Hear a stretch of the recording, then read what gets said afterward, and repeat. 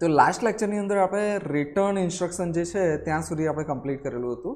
Basically call અને return એ બે instruction શેના માટે છે કે તમારે મેઇન રૂટીન જે ફોલો થતું હોય એમાંથી સબ રૂટીન કોલ કરાવવું હોય અને પછી એમાંથી રિટર્ન થવું હોય તો એના માટેની આ બે ઇન્સ્ટ્રક્શન આવે છે.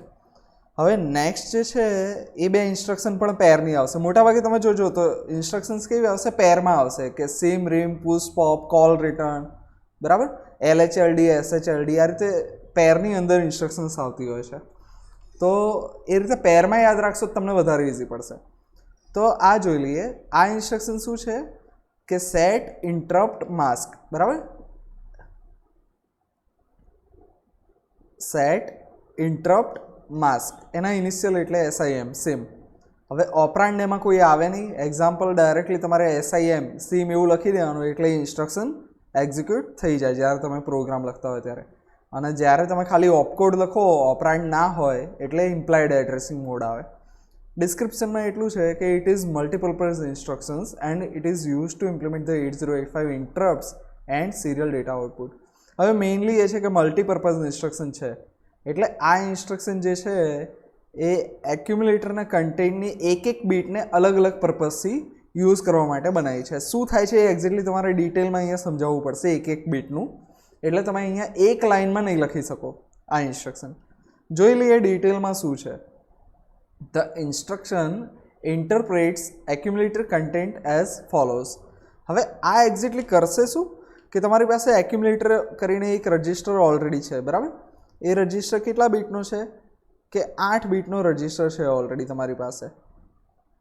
કે 8 બીટ જે છે 0 થી લઈને 7 એની અંદર દરેકની અંદર આઈધર 1 હશે અથવા તો 0 હશે, બરાબર, દરેક બીટની અંદર. હવે એક્યુમ્યુલેટરની બીટ નંબર 0 1 છે તો શું સમજવાનું અને બીટ નંબર 2 1 છે કે 0 છે તો શું સમજવાનું. તો એ પ્રમાણે કંઈક અલગ અલગ મિનિંગ આપણે કાઢવાના છે કે એક્યુમ્યુલેટરની બીટ જો બીટ નંબર 0 હોય તો શું અને 1 હોય તો શું. એટલે આ 8 બીટના અલગ અલગ પર્પઝ છે. એ પર્પઝ અહીંયા આપણે જોઈશું કે શું છે.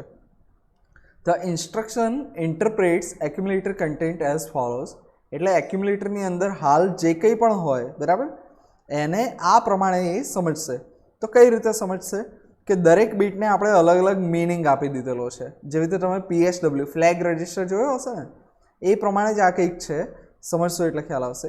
SOD, SDE, પછી XXX નો મતલબ શું, ડોન્ટ કેર. આનો કોઈ ફરક નહીં પડતો જે કંઈ પણ હોય, બરાબર. એટલે બીટ નંબર કઈ 7, 6, 5. બીટ નંબર 5નો કોઈ કામ નથી આપણે. પછી આ 7.5 MAC, M 7.5, 6.5, 5.5. હવે 8 જેટલી અલગ અલગ બીટ હોય પણ તમે મોટાભાગે જ્યારે જોશો કોઈ પણ રજિસ્ટર તો હંમેશા કોઈ ગ્રુપ બનતું હશે. જેમ કે અહીંયા તમે જો જોવા જાઓ તો આ એક ગ્રુપ બને છે કે M 7.5, 6.5 અને 5.5. એટલે ત્રણેયનું કામ સેમ જ છે પણ ત્રણ અલગ અલગ જે ઇન્ટરપ્ટ છે એના માટે છે. એક 7.5 માટે, એક 6.5 માટે અને એક 5.5 માટે. ડિટેલમાં જોઈ લઈએ શું કહેવા માંગે છે. Serial output data. હવે સિરિયલી તમારે જે કોઈ પણ ડેટા આઉટપુટ કરવો હોય તો એક્યુમ્યુલેટરની બીટ નંબર 7માં તમે મૂકી દેશો તો ત્યાંથી એ આઉટપુટ થઈ જશે. ક્યારે? જ્યારે તમે સિમ ઇન્સ્ટ્રક્શન એક્ઝિક્યુટ કરશો ત્યારે. એટલે જે કંઈ પણ ડેટા આપણે સિરિયલી આઉટપુટ કરવો છે એને ક્યાં મૂકવાનો? SOD બીટમાં મૂકવાનો. હવે કોઈ પણ એક રજિસ્ટર છે જેની અલગ અલગ બીટના મિનિંગ નીકળશે. તો અહીંયા આપણે મિનિંગ સમજીશું કે SOD તો એનો મિનિંગ શું, ત્યાં સિરિયલ આઉટપુટ ડેટા મૂકીશું કે જે ડેટાને આપણે સિરિયલી આઉટપુટ કરવાનો છે. નેક્સ્ટ છે SDE. હવે આ બીટ શું કહેવા માંગે છે કે serial data enable. If 1 enables serial output and vice versa, બરાબર. કે આ બીટની વેલ્યુ 1 હશે તો જ અહીંયા મૂકેલો ડેટા સિરિયલમાં આઉટપુટ જશે, નહીતર નહીં જાય. સિમ્પલ. જો અહીંયા 0 હશે મતલબ હું સિરિયલને ઓફ જ કરી દઉં છું તો પછી આઉટપુટ ડેટા જે કંઈ પણ મૂકું એનો કોઈ મતલબ નથી, બરાબર. 1 હશે તો સિરિયલ કમ્યુનિકેશન થશે, નહીં હોય તો સિરિયલ કમ્યુનિકેશન નહીં થાય. સિમ્પલ. અહીંયા લખેલું જો 1 હશે તો સિરિયલ કમ્યુનિકેશન ઇનેબલ થશે અને નહીં હોય તો સિરિયલ કમ્યુનિકેશન ઇનેબલ થશે નહીં. XXX મતલબ ડોન્ટ કેર. એટલે આ બીટની વેલ્યુ જે કંઈ પણ હોય એ આપણે કોઈ કામમાં નથી લીધેલી, બરાબર. નોટ ઇન યુઝ એવું પણ આપણે કહી શકીએ.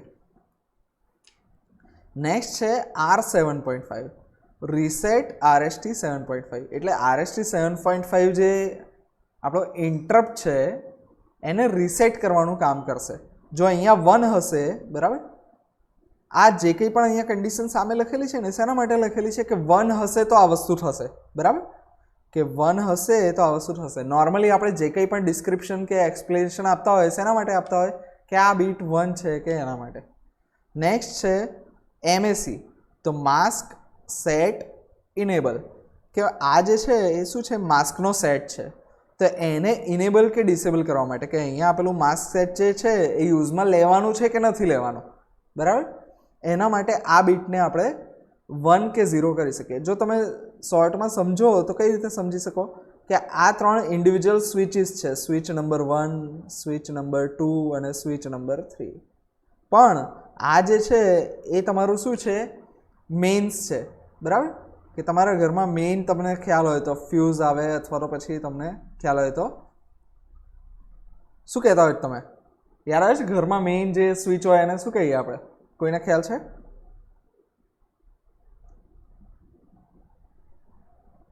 દરેક ઘરના જે મેઇન વાયરિંગ હોય ત્યાં આપેલી હોય તમને મેઇન સ્વિચ, ત્યાંથી આખા ઘરનું મતલબ કંટ્રોલ થતું હોય.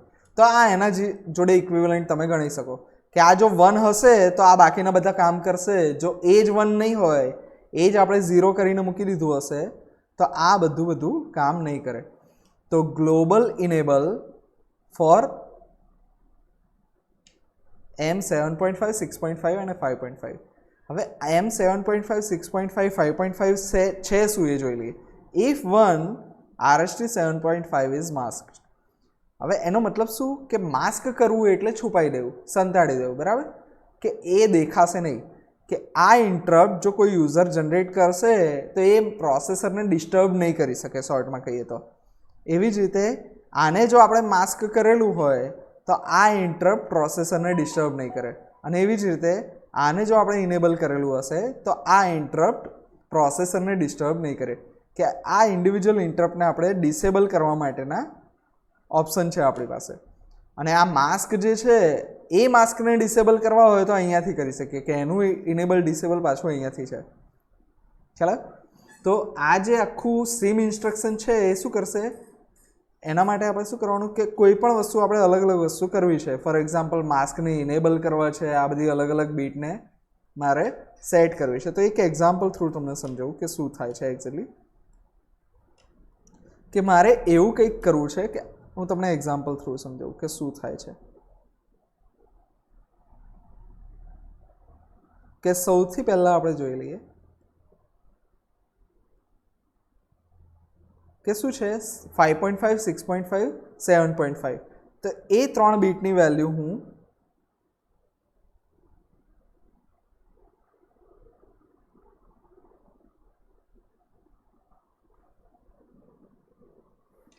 બરાબર 0, 0 અને 1 લઉં છું, બરાબર, પ્લસ આ MAC બીટ છે એને હું 1 કરી દઉં છું, બરાબર. હવે 1 મિનિટ ચાલુ રાખજો, એક ઇમ્પોર્ટન્ટ કોલ આવે છે.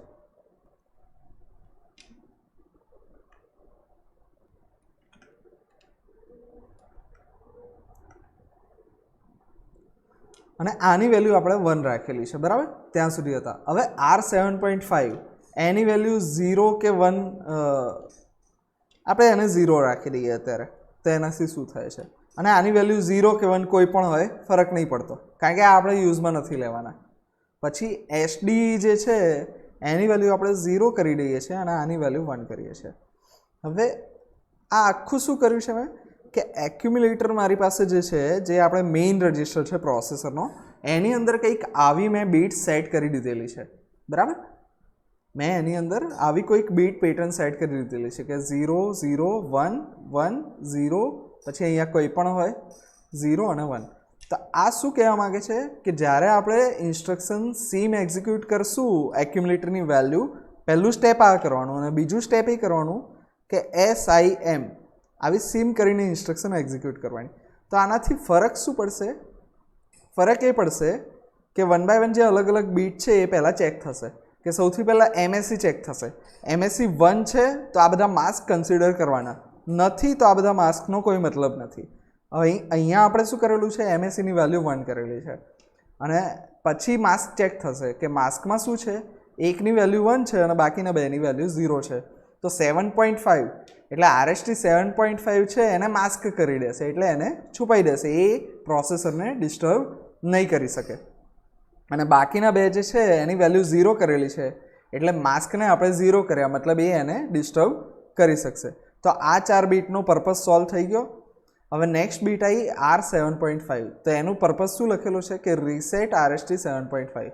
હવે 1 હોય તો રીસેટ થાય અને 0 હોય તો ના થાય, એટલે RST 7.5 ને રીસેટ નહીં કરે, કારણ કે આપણે 0 લખેલું છે. એટલે આ બીટથી કોઈ મિનિંગ નથી નીકળતો, તો એને જવા દઈશું. હવે નેક્સ્ટ આવીએ SDE. SDEની વેલ્યુ મેં અહીંયા શું કરેલી છે, 0 કરેલી છે. એનું કામ શું છે કે સિરિયલ ડેટા ઇનેબલ, બરાબર, કે સિરિયલ ડેટા કમ્યુનિકેશન મારે ઇનેબલ કે ડિસેબલ કરવું. હવે 0 મતલબ ડિસેબલ કર્યું, બરાબર, કારણ કે 1 હોય તો ઇનેબલ, એટલે મેં એને ડિસેબલ કરી દીધેલું છે. પછી અહીંયા આઉટપુટમાં 1 હોય કે 0 હોય એનો કોઈ મતલબ નીકળશે નહીં. તો આ આખું જે સેટ બનાવ્યું એક્યુમ્યુલેટરમાં અને પછી સિમ ઇન્સ્ટ્રક્શન એક્ઝિક્યુટ કરી, એનાથી શું થશે, પહેલી વસ્તુ કે માસ્ક ઇનેબલ કર્યા છે, 7.5 ને માસ્ક કર્યું છે, બાકીના બેને માસ્ક નથી કરેલા, પ્લસ રીસેટ નથી કરેલું 7.5 ને, અને સિરિયલ ડેટાને ડિસેબલ કરી દીધેલો છે, એટલે અહીંયા જે કંઈ પણ હોય એનો કોઈ મિનિંગ નીકળશે નહીં. તો આટલી બધી ઘણી બધી વસ્તુ ખાલી એક જ ઇન્સ્ટ્રક્શનથી આપણે કરી શકીએ. હવે આપણા પર્પઝ પ્રમાણે આપણે જે છે એક્યુમ્યુલેટરની અલગ અલગ બીટને આ પ્રમાણે સેટ કરવાની રહેતી હોય છે. એટલે થોડી કોમ્પ્લેક્સ ઇન્સ્ટ્રક્શન છે, પણ એક્ઝામ માટે ખૂબ જ અગત્યની છે, એટલે એકદમ ધ્યાનથી આને સ્ટડી કરી લેજો. અને આના જેવી પેરમાં રીમ ઇન્સ્ટ્રક્શન આવશે, એ એક્ઝેક્ટલી આના ઓપોઝિટ જેવું થશે, થોડો ફરક છે આની અંદર, બરાબર. કે પેલું સેટ કરવા માટે હતું કે અલગ અલગ કન્ડિશન મારે સેટ કરવી હોય તો એક્યુમ્યુલેટરમાં સેટ કરી દેવાની. આમાં શું થશે કે એક્યુમ્યુલેટર જે છે એને રીડ કરવાનું, કે ઇન્ટરપ્ટ માસ્કને રીડ કરીને એની વેલ્યુ લેવાની, બરાબર. તો રીડ ઇન્ટરપ્ટ માસ્ક એટલે રીમ. ઓપરાન્ડ નહીં આવે આની અંદર, એટલે ઇમ્પ્લાઇડ રજિસ્ટર્ડ મોડ છે, બરાબર. એડ્રેસિંગ મોડ ઇમ્પ્લાઇડ છે. અને ડિસ્ક્રિપ્શનમાં શું છે કે ધીસ ઇઝ મલ્ટીપર્પઝ ઇન્સ્ટ્રક્શન, જેવી રીતે સીમ હતી એવી રીતે, use to read the status of interrupts 7.5, 6.5, 5.5 and to read serial data input. Thus instruction loads 8 bits in the accumulator as follows. તો આ શું કરશે કે એક્યુમ્યુલેટરની અંદર અલગ અલગ બીટ લોડ કરશે આ બધી કન્ડિશન ચેક કરીને. પહેલાંમાં શું થતું હતું કે એક્યુમ્યુલેટરમાં આપણે સેટ કરીએ એ પ્રમાણે અલગ અલગ કન્ડિશન સેટ થતી હતી. અહીંયા એવું થશે કે કન્ડિશન રીડ કરશે અને એક્યુમ્યુલેટરની વેલ્યુ એ સેટ કરશે. તો કઈ વસ્તુ છે, સૌથી પહેલાં interrupts mask if bit is 1, બરાબર. તો ઇન્ટરપ્ટ જો માસ્ક હશે તો અહીંયા બીટ 1 આવશે, બરાબર. આ ત્રણની બીટ 1 આવશે જો કોઈ પણ એક ઇન્ટરપ્ટને માસ્ક કરેલો હશે તો. નેક્સ્ટ છે ઇન્ટરપ્ટ ઇનેબલ બીટ. જો ઇન્ટરપ્ટ મેં ઇનેબલ કરેલા હશે તો આની વેલ્યુ 1 આવશે, અને ડિસેબલ કરેલા હશે તો વેલ્યુ 0 આવશે. નેક્સ્ટ છે I567. એ શું છે કે interrupt pending bit if bit is 1, કે કોઈ પણ ઇન્ટરપ્ટ જો પેન્ડિંગ હશે તો અહીંયા એની બીટ તરીકે 1 આવશે. એટલે જ્યારે આપણે ચેક કરશું, રીમ ઇન્સ્ટ્રક્શન એક્ઝિક્યુટ કરશું અને કોઈ પણ એક ઇન્ટરપ્ટ પેન્ડિંગ હશે તો એ પર્ટિક્યુલર ઇન્ટરપ્ટની વેલ્યુ જે છે એ 1 થશે. ફોર એક્ઝામ્પલ જો હું એમ કહું કે મેં જ્યારે ચેક કર્યું, રીમ ઇન્સ્ટ્રક્શન એક્ઝિક્યુટ કરી, ત્યારે RST 7.5 જે છે એ પેન્ડિંગ છે, તો આ બીટની વેલ્યુ 1 થઈ જશે. અને જેવી રીતે પહેલાંમાં SOD હતું કે સિરિયલ ડેટા આઉટપુટ માટેનું હતું, એવી રીતે અહીંયા સિરિયલ ઇનપુટ ડેટા બીટ આવશે, કે સિરિયલમાંથી જે ડેટા રિસીવ થયેલો હશે એ એક્યુમ્યુલેટરમાં અહીંયા આ જગ્યાએ આવી જશે, જે વેલ્યુ 0 અથવા તો 1 કોઈ પણ હોઈ શકે. એટલે આ શું છે કે અલગ અલગ કન્ડિશન ચેક કરીને એક્યુમ્યુલેટરની વેલ્યુ પોપ કરશે. અને સિમની અંદર શું થતું હતું, જો આમાં શું થશે, કન્ડિશન ચેક થઈને એ એક્યુમ્યુલેટરની અંદર ફિલ કરશે વેલ્યુ, બરાબર. કે 0 1 1 1 કે 1 0 1 1 આ રીતે અલગ અલગ કન્ડિશન ફિલ કરશે, કન્ડિશન ચેક કરીને કે શું છે અત્યારે. અને સિમની અંદર શું થતું હતું કે એક્યુમ્યુલેટર, બરાબર, આ રીમની અંદર કામ થાય આવું, અને સિમની અંદર આનું રિવર્સ થાય કે એક્યુમ્યુલેટરમાં તમારે સેટ કરો એ પ્રમાણે અલગ અલગ કન્ડિશન સેટ થાય. તો શોર્ટમાં જો આપણે કહીએ તો રીમ જે છે એ શેના માટે છે કે સ્ટેટસ ચેક કરવા માટેની ઇન્સ્ટ્રક્શન છે. રીમ શેના માટેની ઇન્સ્ટ્રક્શન છે? સ્ટેટસ ચેક કરવા માટે, કે અલગ અલગ સ્ટેટસ મારે ચેક કરવું હોય તો હું રીમની મદદથી ચેક કરી શકું. અને સીમ ઇન્સ્ટ્રક્શન શું છે કે મારે અલગ અલગ વસ્તુ કંટ્રોલ કરવી હોય તો એના માટે હું કરી શકું. તો મેઇન અહીંયા સીમની અંદર આવશે કે તમારે શું વસ્તુ કંટ્રોલ કરવી છે, અને રીમની અંદર શું આવશે કે સ્ટેટસ ચેક કરવાનું, કે દરેક અલગ અલગ વસ્તુની સ્ટેટસ શું છે. જેમ કે અહીંયા સ્ટેટસ આપણે શું ચેક કરીએ છીએ કે ઇન્ટરપ્ટ ઇનેબલ છે કે ડિસેબલ છે, બરાબર. પછી અહીંયા શું ચેક કરીએ છીએ, કોઈ ઇન્ટરપ્ટ પેન્ડિંગ છે કે નહીં. પછી અહીંયા શું આવશે કે સિરિયલમાં ડેટા મારો કયો આવ્યો છે, એટલે સ્ટેટસ ચેક કરીએ છીએ. કોઈ પણ ઇન્ટરપ્ટ માસ્ક કરેલા છે કે નહીં, બરાબર. ઇન્ટરપ્ટને કોઈ આપણે હાઇડ કરેલા છે કે નહીં. તો એવી રીતે અલગ અલગ વસ્તુનું સ્ટેટસ ચેક કરીને આપણે એક્યુમ્યુલેટરની અંદર પોપ કરીશું એનો કન્ટેન્ટ. તો રીમ અને સીમ સૌથી કોમ્પ્લેક્સમાં કોમ્પ્લેક્સ ઇન્સ્ટ્રક્શન છે. એકવાર ધ્યાનથી જોઈ લેજો, કારણ કે એક્ઝામમાં હશે જ કમ્પલસરી, બરાબર. આપણી મિડ સેમ એક્ઝામની વાત કરું તો એમાં પણ, અને જીટીયુ એક્ઝામ છે તો એની અંદર પણ નોર્મલી આવતી હોય છે.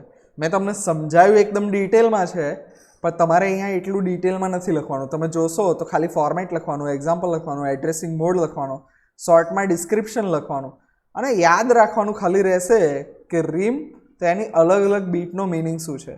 અને એ ગ્રુપ, તો એ ગ્રુપ કયા છે, તો 4 અલગ અલગ ગ્રુપના તમારે નામ લખવાના. એ ગ્રુપ શું છે એ ડિટેલમાં તમારે સમજાવવાની જરૂર નથી. મેં તમને ડિટેલમાં સમજાવેલું છે જેથી તમને યાદ રહે. હવે નેક્સ્ટ જે ઇન્સ્ટ્રક્શન છે એ પણ ફરીવાર પેરમાં છે કે EI અને DI, બરાબર. ઇનેબલ ઇન્ટરપ્ટ અને ડિસેબલ ઇન્ટરપ્ટ ફરીવાર પેરમાં આવ્યું. હવે શું કરશે, નામ ઉપરથી આમ તો ક્લિયર છે કે ઇન્ટરપ્ટને ઇનેબલ કરવા માટે ને ઇન્ટરપ્ટને ડિસેબલ કરવા માટે. Simple. The interrupt enable bit એવું કરવાનું છે. હવે નેક્સ્ટ જે છે આગળની પેર ઉપર જઈએ. આ બંને પેર એકદમ સિમ્પલ છે. મોટાભાગની જે સિમ્પલ ઇન્સ્ટ્રક્શન છે એ તો 3 જ વસ્તુ એની અંદર આવશે કે ફોર્મેટ, એક્ઝામ્પલ, એડ્રેસિંગ મોડ અને ડિસ્ક્રિપ્શન, જે જનરલી એક લાઇન જેટલું હશે, બરાબર, કે એક જ સેન્ટેન્સ હશે કે the interrupt enable bit is set and all the interrupts are enabled after reset the instruction is necessary. તો શોર્ટમાં શું કરશે કે ઇનેબલ ઇન્ટરપ્ટ્સ ઇનેબલ થશે, અને કઈ બીટના લીધે થશે કે આયા બીટ જે છે આઈ બીટ એને સેટ કરશે, અને જ્યારે આ ઇન્સ્ટ્રક્શન એક્ઝિક્યુટ કરશું ત્યારે જે છે આઈ બીટ એ એને રીસેટ કરી દેશે. પણ ધ્યાનમાં એટલું રાખવાનું કે જે ટ્રેપ કરીને ઇન્સ્ટ્રક્શન જે છે, ટ્રેપ કરીને ઇન્ટરપ્ટ, એ ટ્રેપ એવો ઇન્ટરપ્ટ છે કે જેને આપણે ડિસેબલ ના કરી શકીએ, બરાબર. ટ્રેપ ઇન્ટરપ્ટ એ આપણો ફોલ્ટ માટેનો છે, કે કોઈ પણ ઇમરજન્સી આવે તો એના માટેનો છે, તો એને આપણે ડિસેબલ નહીં કરીએ. ડીઆઈથી ઇન્ટરપ્ટ ડિસેબલ તો થશે, પણ ખાલી આ વાળો ઇન્ટરપ્ટ છોડીને બાકીના બધા થઈ જશે, બરાબર. તો ઇનેબલથી બધા ઇન્ટરપ્ટ ઇનેબલ થાય, ડિસેબલથી બધા ઇન્ટરપ્ટ ડિસેબલ થઈ જાય, ખાલી ટ્રેપને છોડીને. એવી જ રીતે ઇન અને આઉટ ફરીવાર 2 પેરની અંદર આવ્યું. ઇન અને આઉટ શેના માટે છે કે તમારી પાસે ઇનપુટ પોર્ટ હોય ને, પોર્ટ એટલે પિન, બરાબર. પિનનો સમૂહ એટલે પોર્ટ. કે કોઈ પણ પ્રોસેસર કે કંટ્રોલર હોય તો એની અંદર જનરલી 8 કે 16 બીટની ઇનપુટ અને આઉટપુટના પોર્ટ હોય છે, જનરલ પર્પઝ ઇનપુટ આઉટપુટ, જેની પરથી ડેટા તમે ઇનપુટ લઈ શકો અથવા આઉટપુટ આપી શકો. તો એમાંથી ઇનપુટ કે આઉટપુટ લેવા માટે આપણી પાસે ઇન અને આઉટ ઇન્સ્ટ્રક્શન છે, જે કઈ રીતે કામ કરે છે એ જુઓ.